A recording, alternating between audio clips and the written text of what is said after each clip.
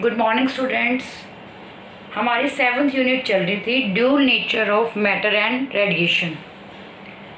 तो हम आज डिस्कस करने जा रहे हैं अपना टॉपिक डी ब्रोगली हाइपोथेसिस। क्या होती है de Broglie hypothesis? Let us try to understand. Light का नेचर कैसा होता है? वेव। कैसे हमने लाइट का नेचर वेव का, जैसे कुछ फिनोमिना थे हमारे पास, इंटरफेरेंस, डाइफ्रैक्शन, पोलराइजेशन,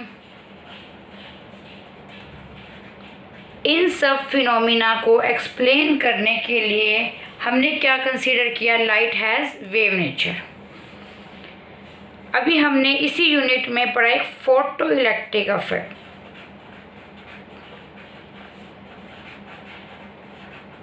तो ये जो एक्सपेरिमेंटल हमने फोटो इलेक्ट्रिक इफेक्ट किया था वो लाइट के वेव नेचर से एक्सप्लेन नहीं हुआ, इसलिए हमने अब लाइट को क्या कंसीडर किया? पार्टिकल नेचर का। तो मेरा कहने का ये मीनिंग है, कुछ फिनोमिना ऐसे थे जिसमें light behave like a wave, कुछ फिनोमिना ऐसे थे जिसमें लाइट किसकी तरह बिहेव करती है? पार्टिकल नेचर की तरह। ये 6th यूनिट में आपके फिनोमिनास आएंगे, इंटरफेरेंस, डाइफ्रैक्शन, पोलराइजेशन। और फोटो इलेक्ट्रिक इफेक्ट ने क्या शो किया? Light has the particle nature. ठीक है, तो हमारे पास जैसे और भी एक्सपेरिमेंट होते हैं, आप हायर क्लासेस में रीड आउट करोगे, जैसे Compton effect, X ray spectra, these all phenomena show that light has the particle nature. Clear? तो यहाँ से light behave like a wave as well as particle. Okay? तो यहाँ से हमारा डी ब्रोगली बंदा आया। इस डी ब्रोगली बंदे ने कहा अगर लाइट हमारे पास वेव और पार्टिकल दोनों की तरह बिहेव कर सकती है तो मैटर क्यों नहीं वेव की तरह बिहेव कर सकती? क्लियर? क्यों? क्योंकि हमारा जो यूनिवर्स है वो दो चीज़ों से मिलके बना है। एक हमारे पास रेडिएशन और दूसरा हमारे पास क्या है? मैटर। क्लियर? ठीक है, जैसे हमारे पास सन से लाइट आ गई, ये क्या है? रेडिएशन। जैसे बोर्ड हो गया, चौक हो गया, हम हो गए, हम लोग क्या हो गए? मैटर, क्योंकि हम एटम और मॉलिक्यूल से मिलके बने हैं। तो उसने कहा अगर ये रेडिएशन, ये जो लाइट है, वेव नेचर के साथ साथ पार्टिकल नेचर ले सकती है, तो क्यों नहीं जो ये मैटर है वो पार्टिकल होते हुए वेव नेचर ले सकती है? इसी को लेते हुए इसने कहा कि नेचर लव्स सिमेट्री, क्योंकि नेचर में हमारे पास दो चीज़ें हैं, क्या? रेडिएशन और मैटर। जब रेडिएशन दो फिनोमिना शो कर सकती है, दो इफेक्ट शो कर सकती है, वेव वाला भी और पार्टिकल वाला भी, तो नेचर लव सिमेट्री, मतलब समानता होनी चाहिए नेचर में। तो मैटर भी behave like a particle as well as a wave. यही डी ब्रोगली ने कहा अपनी हाइपोथेसिस में। इसने पहले माना, क्या कह रहा है कि the wave associated with moving particle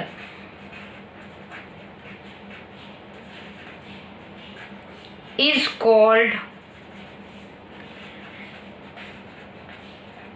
de Broglie wave. क्या कहने का मीनिंग है? ये कह रहा है कि अगर कोई पार्टिकल क्या कर रहा है? मूव, तो उसके साथ भी क्या एसोसिएट हो सकती है? एक वेव। उस वेव की अगर वेवलेंथ लिखना चाहे तो वो कहता है ये होनी चाहिए lambda is equal to H by में पी। क्लियर? सिंपल सी बात है, matter can be particle as well as wave. Matter भी बिहेव कर सकती है पार्टिकल की तरह भी और वेव की तरह भी, जिस तरीके से हमारे पास लाइट बिहेव कर सकती है वेव की तरह भी, एज ए पार्टिकल की तरह भी। सिंपल सी बात। तो उसने कहा अगर हमारा कोई पार्टिकल क्या कर रहा है? मूव। क्या कर रहा है? हमारे पास कोई पार्टिकल मूव, तो उसके साथ क्या एसोसिएट होती है? वेव। उस वेव की अगर हम वेवलेंथ लिखना चाहें तो वो क्या कहते हैं, h बाय में p। p क्या होता है, मोमेंटम। मोमेंटम को क्या लिख सकती हूँ मैं, मास इनटू में वेलोसिटी। देखो ये क्या है, वेलोसिटी ऑफ द पार्टिकल, ये क्या बेटा, वेलोसिटी ऑफ द पार्टिकल। और ये क्या है, उस पार्टिकल के साथ जो वेव एसोसिएट हुई है उसकी wavelength. Clear, lambda is the wavelength of the particle और v is the velocity of the particle. Clear, तो यही हमारे पास क्या था, डी ब्रोगली हाइपोथेसिस। क्या कि अगर light behave like a wave as well as particle, similar manner में आपका जो मैटर है वो भी किसकी तरह बिहेव कर सकता है, एज ए पार्टिकल और वेव। क्लियर, अब इन्होंने ये रिलेशन कैसे निकाला, देखो lambda is equal to h by में p। मैक्स प्लैंक हमारे पास था, उसने क्या दी, क्वांटा थ्योरी। क्वांटा थ्योरी में उसने क्या कहा, जो लाइट है जब पार्टिकल की तरह बिहेव करेगी तब आप उसको क्या बोलेंगे, फोटोन। तो उसने फोटोन की एनर्जी दी थी E is equal to H nu according to quantum theory. ठीक है, अगर लाइट किसकी तरह बिहेव करती है, पार्टिकल की तरह, उसको हम बोलते हैं फोटोन। उस फोटोन की एनर्जी उसने कहा था कितनी होती है, H new. Clear, H is the plank constant, new is the frequency. अब हमारे पास क्या हुआ, एक आइंस्टाइन था, उसने क्या कहा था, radiation can be convertible into में mass can be convertible into में रेडिएशन। उसने एनर्जी का एक फॉर्मूला दिया था अपने को, mc का स्क्वायर। क्लियर, ये कहाँ से आया, आइंस्टाइन की थ्योरी से।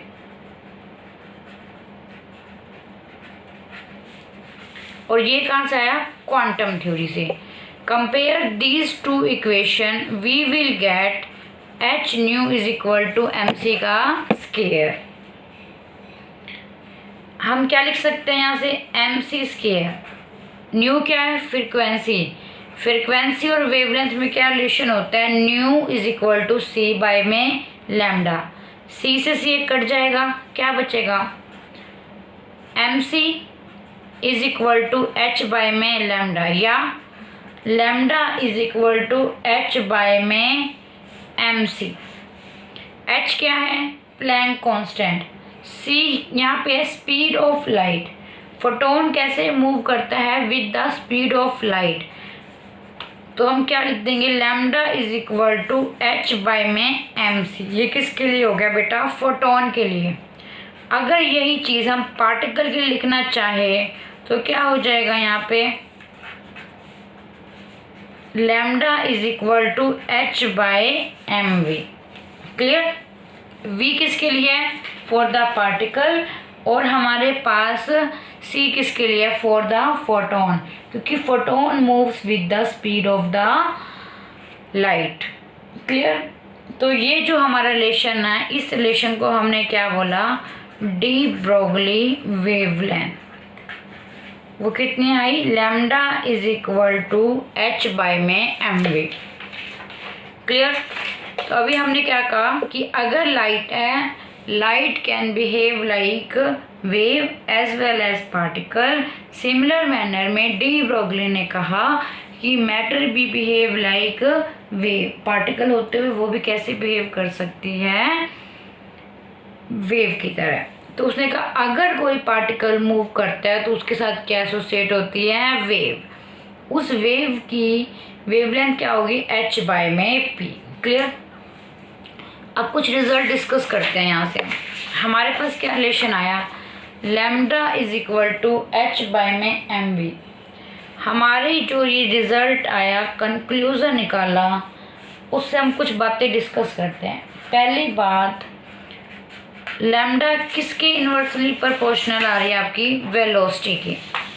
Lambda is inversely proportional to the velocity. क्या कहने का मीनिंग है, अगर आपका पार्टिकल कैसे मूव करता है, फास्टर, पार्टिकल कैसे मूव करता है, फास्टर, तो क्या एसोसिएट होगी वेव, उसकी जो वेव होगी उसकी वेवलेंथ क्या होगी, स्मॉलर। ठीक है, if velocity of the particle is more, wavelength will be smaller.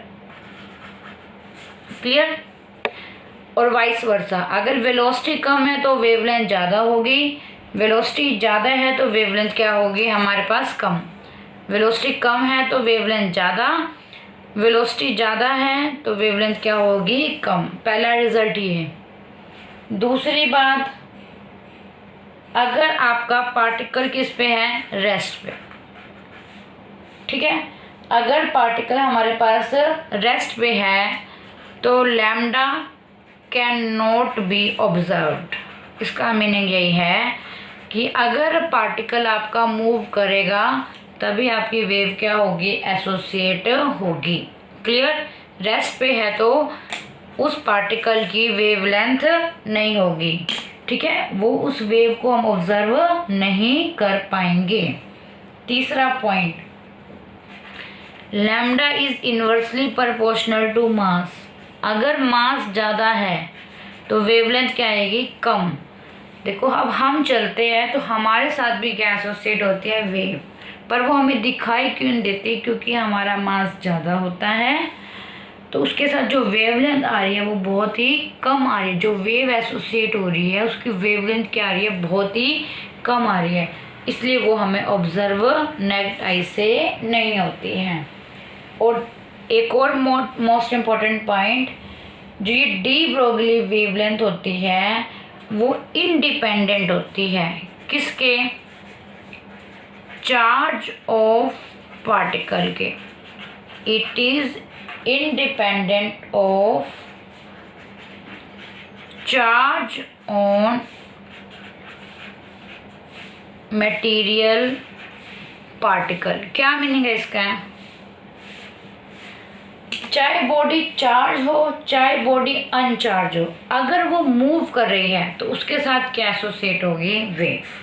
तो ये चार्ज पे डिपेंड नहीं करती, चाहे बॉडी पे चार्ज हो या चार्ज ना हो, मतलब वेदर बॉडी इज चार्ज और अनचार्ज। ठीक है, जो हमारे पास डी ब्रोगली वेव होगी वो चार्ज पे डिपेंड नहीं करती, सिर्फ पार्टिकल क्या करना चाहिए आपका, अगर मूव कर रहा है तो उसके साथ क्या एसोसिएट होती है, वेव।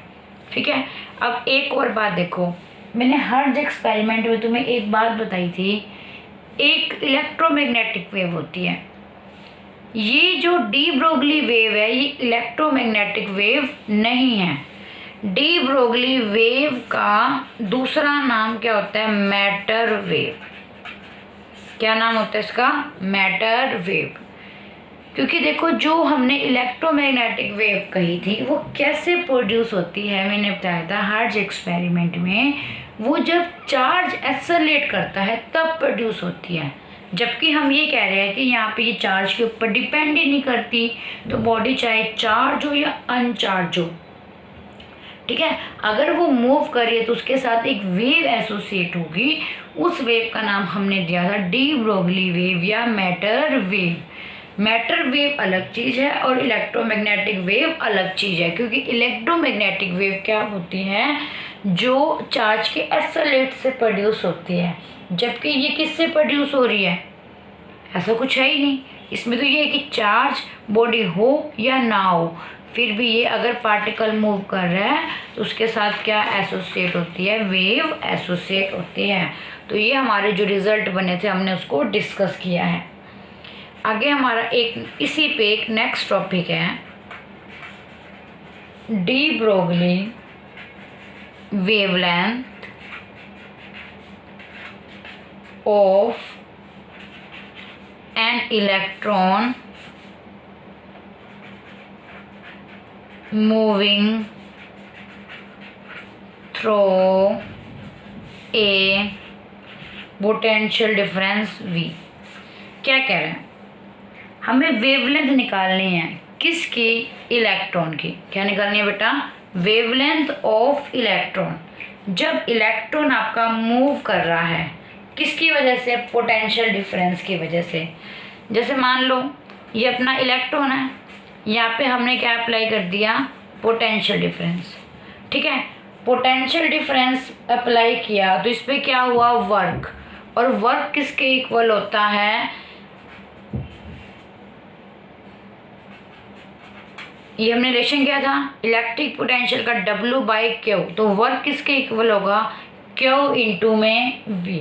ठीक है, वर्क, ठीक है, वर्क हुआ तो उसको क्या मिली? Kinetic energy. क्लियर? तो हम क्या कह सकते हैं? सबसे पहले हमने क्या लिया? Let us consider a beam of electron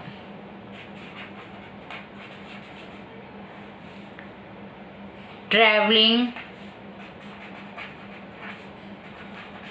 through a potential difference of V volt। मतलब हमने पोटेंशियल डिफरेंस देके इलेक्ट्रॉन को क्या करवा दिया? मूव करवा दिया। तो उस पर क्या हो गया? Work done. मूव कर गया तो उसके पास क्या आ गई? Kinetic energy. क्लियर? और वो काइनेटिक एनर्जी किसके इक्वल होगी? यहाँ से W क्या होगा? Q इंटू में V। Q क्या है? Charge on electron. इलेक्ट्रॉन पे चार्ज को मैंने क्या लिख दिया? छोटा e इंटू में V, पोटेंशियल डिफरेंस। आपने क्या निकालना है? लैम्डा। लैम्डा क्या होता है? डी ब्रोगली के अकॉर्डिंग H/P। क्या होता है? H/P। P क्या होता है? मोमेंटम। तो मैं क्या लिख सकती हूँ? P को M इंटू V। ठीक है, आगे बात समझ। यहाँ से देखो, इस इक्वेशन में मैंने M से मल्टीप्लाई किया और M से डिवाइड करा। क्यों किया? मोमेंटम की वैल्यू निकालने के लिए। क्लियर? तो क्या रिजल्ट बनेगा? 1/2 mv क्या होता है? P। तो m² v² क्या होगा? p²। तो यहाँ से हम क्या कह सकते हैं? P की वैल्यू क्या आएगी? ये इधर जाएगा, स्क्वायर हटाने के लिए मैंने रूट ले लिया, तो क्या आ गई? P की वैल्यू √2 mev। यहाँ P की वैल्यू पुट कर दो, h/√2 mev। ठीक है, कुछ नहीं किया। देखो, एक इलेक्ट्रॉन्स लिए, जैसे इलेक्ट्रॉन पे हमने पोटेंशियल डिफरेंस अप्लाई कर दिया तो क्या हो गया? उस पर काम हुआ। तो काम करने का फॉर्मूला क्या होता है? V इंटू में Q। तो V की जगह मैंने V लिख दिया क्योंकि यहाँ पोटेंशियल डिफरेंस क्या मानना? V। E क्या होता है? चार्ज ऑन इलेक्ट्रॉन, उसको मैंने लिख दिया छोटा e। तो क्या हो गया? वर्क करने से kinetic energy. Kinetic energy half mv का स्क्वायर। वेवलेंथ निकालनी थी किसकी? इलेक्ट्रॉन की। तो लैम्डा क्या होता है? H/P। अगर मुझे किसकी वैल्यू मिल जाए? मोमेंटम की, तो हमें क्या मिल जाएगा? वेवलेंथ। P की जगह मैंने क्या पुट कर दिया? M इंटू में V। ठीक है, तो मैंने क्या किया? M से मल्टीप्लाई और M से डिवाइड। तो यहाँ से P की वैल्यू मिल गई। P की वैल्यू मैंने क्या कर दी? सब्स्टिट्यूट। ध्यान से देखो, H एक कांस्टेंट, M एक कांस्टेंट और E कांस्टेंट। H क्या है? Planck constant. M क्या है? Mass of electron. E क्या है? Charge on electron. अगर इन सब कांस्टेंट की वैल्यू आप पुट करोगे तो you will get the answer 12.27 divide by में √V, सॉरी, एंगस्ट्रॉम। ये बात याद रखनी है, यहाँ पे यूनिट क्या आएगी? एंगस्ट्रॉम। क्लियर? ठीक है, तो क्या रिजल्ट आया? Lambda is equal to H/ में √2 mev। ठीक है, अगर कांस्टेंट की वैल्यू पुट करोगे then you will get the answer 12.27 √V angstrom. अगर हम ग्राफ बनाए किसके बीच में? लैम्डा और V के बीच में, वेवलेंथ ऑफ इलेक्ट्रॉन और एक्सेलरेटिंग पोटेंशियल के बीच में जो वेरी कर रही है, तो ग्राफ कैसे आएगा? जैसे जैसे पोटेंशियल बढ़ रहा है वेवलेंथ क्या हो रही है? कम हो रही है। तो ग्राफ कैसे आएगा इस केस में? ऐसे। क्लियर? ये टच मत करते हुए दिखाना आप, ठीक है? लैम्डा इज इक्वल टू, ये रिजल्ट्स आपको याद होने चाहिए, डायरेक्ट क्वेश्चंस आते हैं। Right down the expression for the de Broglie wavelength of electron. तो answer will be h by में, तो result will be lambda is equal to h by में √2m eV, या lambda is equal to 12.27 √v angstrom. और एक और result भी हम यहाँ से लिख सकते हैं, क्या? ये आपको तीनों रिजल्ट याद रहने चाहिए और इस पे न्यूमेरिकल्स भी ट्राई करने हैं। √2m, देखो EV को मैं क्या लिख सकती हूँ? Kinetic energy. तो मैंने क्या लिख दिया, बोलो? EK। ये रिजल्ट बन गया। अब हमारे न्यूमेरिकल में हम देखेंगे किस फॉर्म में हमें क्वेश्चन गिवन है, उसके according we will put the value. Clear? 3 result याद हो गए, और वो याद रखना 12.27 √v एंगस्ट्रॉन आएगा वहाँ पे। अब एक और मोस्ट इम्पोर्टेंट रिजल्ट टेम्परेचर के टर्म में लिखेंगे हम,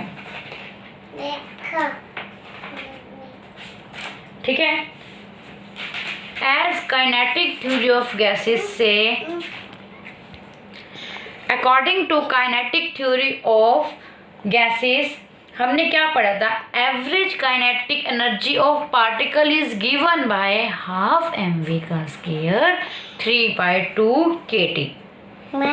इस रिलेशन में पुट कर दो इसी को, h √2m EK kinetic energy क्या आ जाएगी यहाँ पे?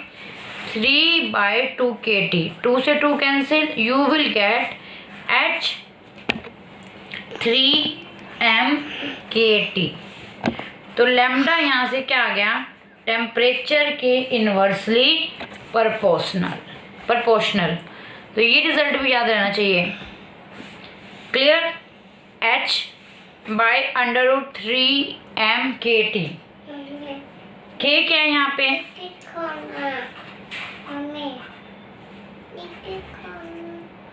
Boltzmann constant. k is the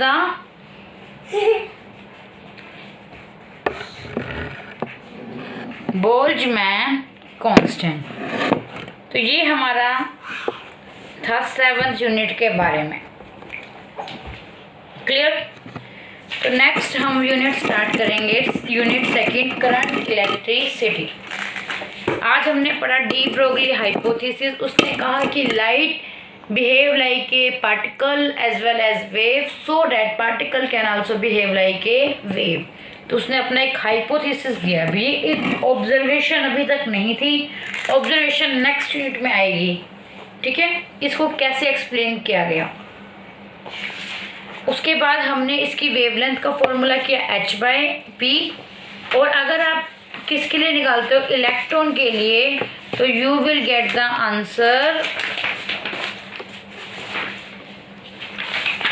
lambda is equal to h by √2m eV, 12.27 √v angstrom, h by √2m kinetic energy, और फिर हमने किया उसको टेम्परेचर के टर्म में। तो आपने इस पे छोटे छोटे एग्जांपल्स लेके न्यूमेरिकल्स आपको बुक में मिलेंगे, वो ट्राई करने हैं। ओके, तो हम नेक्स्ट लेक्चर स्टार्ट करेंगे अपना करंट इलेक्ट्रिसिटी से। Good bye, have a nice day.